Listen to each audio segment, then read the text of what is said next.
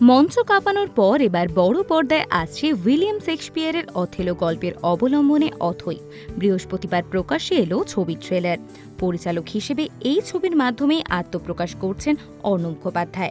ছবিতে নাম ভূমিকাতেও রয়েছেন তিনি। অথেলোকে অর্ণ একাধিকবার মঞ্চস্থ করেছেন অথৈ নামে। এবার মঞ্চ পেরিয়ে রূপলী পর্দায় এই ছবি, যার সৃজনশীল পরিচালক অনির্বাণ ভট্টাচার্য।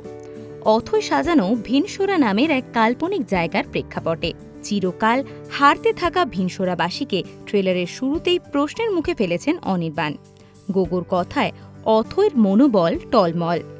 তখন তাকে সাহস জাগায় রবি ঠাকুরের বাণী, মানুষের ওপর বিশ্বাস হারানো পাপ।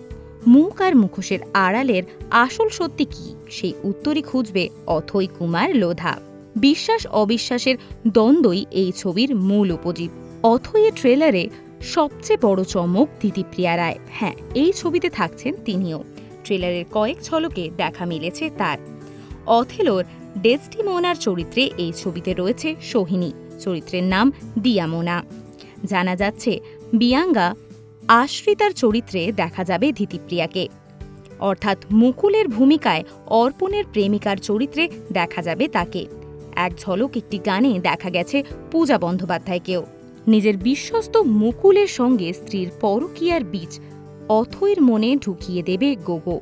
সেই বীজই একদিন বটবৃক্ষ হয়ে ভেঙে চৌচির করে দেবে অথৈর সাজানো সংসারকে।